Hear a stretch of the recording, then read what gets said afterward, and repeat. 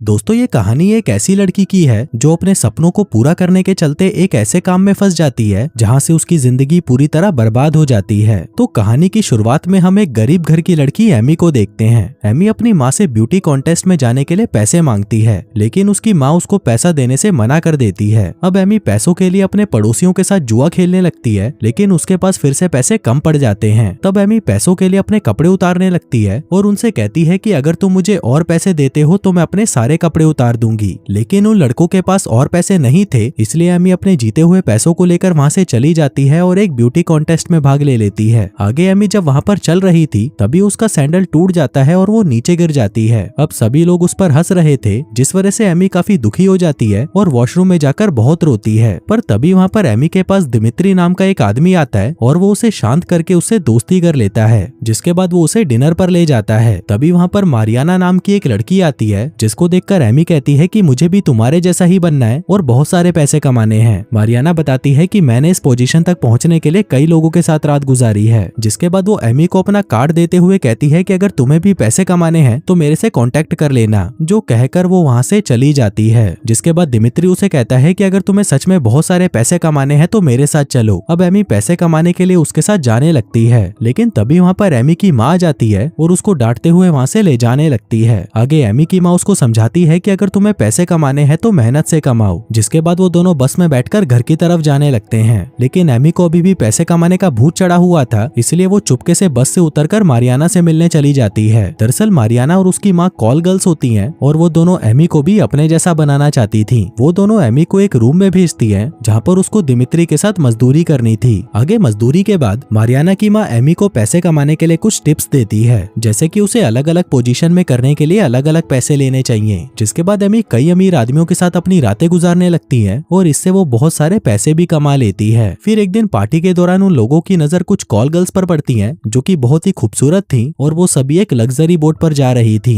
तभी उन्हें देखकर एमी मारियाना की माँ से कहती है कि अगर हमें भी बहुत सारे पैसे कमाने हैं तो हमें भी उन लड़कियों की तरह उस बोट पर जाना होगा। लेकिन तभी मारियाना की माँ उसे कहती है कि अभी तुम उस लायक नहीं हुई हो, जो सुनकर एमी को बहुत बुरा लगता है। लेकिन तभी वो उस बोट पर एक आदमी को देखती है और सोचने लगती है कि हमें पैसे कमाने के लिए इस आदमी से कांटेक्ट करना होगा। फिर अगले दिन वो सभी एक क्लब में जाते हैं जहाँ पर एमी को वही बोट वाला आदमी दिखाई देता है। तब एमी और मारियाना उसके पीछे जाने लगती हैं और देखती हैं कि वो आदमी एक महंगे से कसीनो में जा रहा था, जहाँ पर सिर्फ पैसे वाले लोग ही जा सकते थे। तब एमी भी अपने सारे पैसे देकर वहाँ पर पहुँच जाती है और उस आदमी के साथ गेम खेलने लगती है जिसका नाम सैम होता है। तभी एमी उसे कहती है कि अगर मैं ये गेम हार गई तो तुम आज रात को मारियाना के साथ मजदूरी कर सकते हो। जिसके बाद एमी हार कर वहाँ से चली जाती है। फिर अगले दिन मारियाना सैम के साथ रात गुजार कर वापस आती है, पर तभी मारियाना की माँ उस पर बहुत गुस्सा होती है क्योंकि एमी जुए में सारे पैसे हार आई थी। लेकिन एमी ने ये सब जानबूझकर किया था ताकि वो सैम के साथ डील कर सके। फिर अगले दिन जब वो तीनों होटल छोड़कर जा रही होती हैं, तभी होटल का मैनेजर आकर एमी से कहता है कि सैम आपसे मिलना चाहते हैं। तब वो तीनों सैम से मिलने चली जाती हैं और मारियाना की माँ सैम से बात करने लगती है, लेकिन सैम उससे बात नहीं करता। तब एमी सैम से पूछती है कि मारियाना के साथ तुम्हारी रात कैसी गुजरी। सैम कहता है कि उसे मारियाना के साथ बहुत मजा आया और साथ ही वो उसे कहता है कि मैं अमीर लोगों के लिए लड़कियां ढूंढता हूँ और अगर तुम इसमें मेरी मदद करोगी तो मैं तुम्हें बहुत पैसे दिला सकता हूँ, जो कहकर वो वहाँ से चला जाता है। फिर अगले दिन एमी, मारियाना और उसकी माँ लड़कियों का इंतजाम करने में लग जाती है, लेकिन वो सारी लड़कियां ऐसी थी जिसको देखकर सभी ठंडे पड़ सकते थे, इसलिए एमी उन सभी लड़कियों को रिजेक्ट कर देती है। तभी मारियाना वहाँ पर आकर उसे बताती है कि एक मैगजीन के फ्रंट पेज के लिए उसका सिलेक्शन हो गया है। जिसके बाद एमी और मारियाना फोटो खिंचवाने के लिए एक स्टूडियो में जाते हैं। यहाँ पर एमी को एक किताब मिलती है जिसमें मॉडल्स और टीवी एक्ट्रेस के नंबर थे। आगे एमी उन सभी को इंटरव्यू के लिए कॉल करती है और अगले दिन एमी उन सभी का इंटरव्यू लेने लगती है। वो उन सभी को बताने लगती है कि मर्दों को कैसे आकर्षित करना है। अब ये सब चल ही रहा था कि तभी वहाँ पर एमी की माँ आ जाती है और तभी उनमें से कुछ लड़कियां वहाँ से जाने लगती हैं। इसी दौरान एमी की नजर उसकी माँ पर पड़ती है, लेकिन एमी की माँ को अब सब कुछ पता चल चुका था। एमी बाहर आकर अपनी माँ को समझाने की कोशिश करती है, लेकिन उसकी माँ उसकी एक नहीं सुनती। तभी एमी भी गुस्सा होकर कहती है कि आप भी तो कई बार अपने बॉस के साथ सो चुकी हो। अभी सुनकर एमी की माँ को और ज्यादा गुस्सा आ जाता है और वो एमी के मुंह पर उसके दिए हुए पैसे फेंककर वहाँ से चली जाती है। जिसके बाद एमी भी बहुत दुखी हो जाती है। तब मारियाना एमी को चुप कराती है और उसे थोड़ी हिम्मत देती है। फिर अगले दिन हम देखते हैं कि एमी ने सैम के मुताबिक खूबसूरत लड़कियों का इंतजाम कर लिया था, जिनमें कमीला नाम की एक वेट्रेस भी थी जो अपने बॉयफ्रेंड की उधारी चुकाने के लिए एमी के साथ आई थी। आगे वो सभी लड़कियां फ्रांस पहुंच जाती हैं, जहां पर सैम उनको कुछ रूल्स बताता जाता है कि यहाँ पर स्मोकिंग करना मना है और कोई भी लड़की खुद से गेस्ट को अप्रोच नहीं करेगी। उसके बाद सभी लड़कियां तैयार होकर पार्टी में जाती हैं, जहाँ पर वो लोग सेनेटिनो और उसके 2 भाइयों से मिलते हैं। तभी सेनेटिनो को वहाँ पर कमीला पसंद आ जाती है, इसलिए सेनेटिनो कमीला को लेकर कमरे में चला जाता है और उसके साथ दबाकर मजदूरी करने लगता है। फिर अगले दिन एमी और सैम आपस में बातें कर रहे थे, जिन्हें देखकर मारियाना की माँ मारियाना से कहती है कि हम एमी के भरोसे नहीं रह सकते, इसलिए हमें डायरेक्ट सेनेटिनो को फंसाना होगा ताकि हम एमी को छोड़कर ज्यादा पैसे कमा सकें। जिसके बाद वो दोनों सेनेटिनो से मिलने उसके पास चली जाती हैं, लेकिन वो उन दोनों को वहाँ से गालियां देकर भगा देता है। फिर अगले दिन सैम एमी को मारियाना और उसकी माँ की हरकतों के बारे में बता देता है कि उन्होंने रूल्स के खिलाफ जाकर सेनेटिनो से बात करने की कोशिश की। फिर अगली सुबह जब सभी लड़कियां अपने कमरे में थी, तभी वहाँ पर मारियाना आती है, जिसकी हालत बहुत ज्यादा खराब होती है क्योंकि मजदूरी के दौरान उसे कई बार टॉर्चर किया गया था। आगे सेनेटिनो एमी को अपने पास बुलाता है और उसे कहता है कि मैं तुम्हारे काम से बहुत खुश हूँ, इसलिए तुम मेरी पार्टी के लिए 50 और लड़कियों का इंतजाम करो। लेकिन वो मारियाना और उसकी माँ को साथ लाने से मना कर देता है। जिसके बाद एमी मारियाना और उसकी माँ के साथ मिलकर लड़कियों का इंतजाम करने में लग जाती है, लेकिन वो सेनेटिनो वाली बात उन दोनों को नहीं बताती। आगे वो तीनों एक पेंटिंग शो में जाती हैं, जहाँ पर एमी की मुलाकात बार्टेक नाम के एक लड़के से होती है, जो कि पेंटिंग बनाकर गरीब लोगों की मदद करता था। इसलिए एमी उसकी पेंटिंग को ज्यादा दाम देकर खरीद लेती है, जिससे उन दोनों के बीच में काफी अच्छी दोस्ती हो जाती है। आगे बार्टेक एमी को अपने घर ले आता है, जहाँ पर उसे पता चलता है कि बार्टेक की फैमिली का घोड़ों का बिजनेस है। आगे बार्टेक एमी को अपनी माँ से मिलाता है और तभी उसकी माँ एमी को डिनर के लिए इनवाइट कर लेती है। फिर डिनर के वक्त जब सभी लोग बैठकर बातें कर रहे थे, तभी एमी के पास बार बार मैसेजेस आने लगते हैं, जिसको देखकर बार्टेक के पिता को उस पर शक होने लगता है, पर तभी एमी उठकर वहाँ से चली जाती है। फिर अगले दिन हम देखते हैं कि एमी और मारियाना के बीच में लड़ाई हो जाती है और तभी एमी गुस्से में उसे बता देती है कि सेनेटिनो ने तुम्हें और तुम्हारी बेटी को पार्टी में लाने से मना कर दिया है। जो सुनकर वो एमी और कमीला को अपने घर से निकाल देती है। इसके बाद वो दोनों बार्टेक के घर चली जाती हैं और फिर अगले दिन एमी और कमीला मिलकर 50 लड़कियों का इंतजाम भी कर लेती हैं। आगे एमी उन सभी लड़कियों को लेकर दुबई पहुंच जाती है, जहां पर सैम उनमें से कुछ लड़कियों को अपने साथ मिस्टर एक्स के पास ले जाता है। आगे मिस्टर एक्स वहां पर आता है और उन लड़कियों से कहता है कि जो भी उसे हंसाएगा उसे $50,000 मिलेंगे। जिसके बाद सारी लड़कियां उसे हंसाने की कोशिश करने लगती हैं, लेकिन इसी बीच लड़कियों में लड़ाई शुरू हो जाती है, जिस दौरान एक लड़की का विग निकल जाता है। अब ये देखकर मिस्टर एक्स बहुत खुश होता है और उस लड़की को $50,000 दे देता है। फिर रात को एमी और वो सभी लड़कियां एक पार्टी में जाती हैं, जहां पर सेनेटिनो और उसके भाई भी होते हैं। फिर पार्टी खत्म होने के बाद जब सभी लड़कियां अपने रूम में जाती हैं, तब उन्हें पता चलता है कि उनका सारा सामान और पैसे चोरी हो चुके हैं, जिससे एमी काफी परेशान हो जाती है। साथ ही उस होटल में पुलिस की रेड पड़ जाती है, पर तभी सैम वहां पर आकर उन लड़कियों को किसी तरह वहां से निकाल लेता है। फिर अगले दिन बोट पर शेखों की पार्टी चल रही थी, जहाँ पर सेनेटिनो का भाई एमी के साथ जबरदस्ती करने लगता है, जिसको देखकर सैम गुस्सा हो जाता है, पर वो बेचारा कुछ कर नहीं सकता था। लेकिन तभी वहाँ पर सेनेटिनो आकर अपने भाई को रोक लेता है। आगे सैम एमी को अपने कमरे में लेके जाता है और उसके साथ जो कुछ भी हुआ उसके लिए माफी मांगता है, जिसके बाद वो एमी के साथ वहीं पर मजदूरी करने लगता है। आगे पार्टी खत्म होने के बाद जब सभी लड़कियां वापस जा रही थी, तभी बार्टेक वहाँ पर आकर एमी को अपने साथ एक बीच पर लेकर जाता है और उसे शादी के लिए प्रपोज कर देता है, जिसके बाद वो दोनों वहीं पर ही मजदूरी करने लग जाते हैं। फिर कुछ साल बाद एमी एक बच्चे को जन्म देती है और यहाँ पर हमें पता चलता है कि उसने बार्टेक के साथ शादी कर ली थी। आगे टीवी पर उसे कमीला की मौत के बारे में पता चलता है, जो देखकर एमी बहुत दुखी हो जाती है। फिर एक दिन सैम घोड़ों का व्यापारी बनकर एमी के घर पर आता है। तब एमी सैम से पूछती है कि तुम यहाँ पर क्या करने आए हो। सैम बताता है कि दुबई के प्रिंस एक बहुत बड़ी पार्टी दे रहे हैं और वो दोबारा तुमसे ही काम करवाना चाहते हैं। एमी कहती है कि अब मेरी एक फैमिली है और मैं उस दलदल में दोबारा नहीं जाना चाहती। जो सुनकर सैम चुपचाप वहाँ से चला जाता है। फिर एक दिन मारियाना और उसकी माँ एमी से मिलने आती हैं और उसको पार्टी में आने के लिए कन्वेंस करने लगती हैं, पर एमी उनको भी आने से मना कर देती है। फिर एक दिन जब एमी अपने घर पर आती है, तभी वो देखती है कि टीवी पर उसका और दिमित्री का वीडियो चल रहा था